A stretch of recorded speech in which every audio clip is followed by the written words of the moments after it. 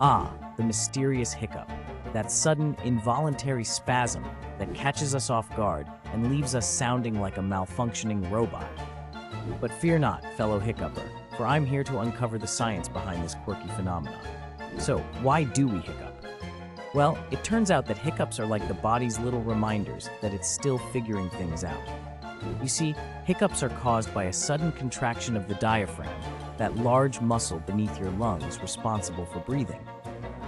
But why does the diaphragm suddenly decide to throw a hiccup party?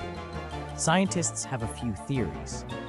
One theory suggests that hiccups are leftover relics from our evolutionary past, a sort of hiccuping hangover from our amphibious ancestors. Another theory proposes that hiccups might be our body's way of practicing for potential threats, like choking or drowning.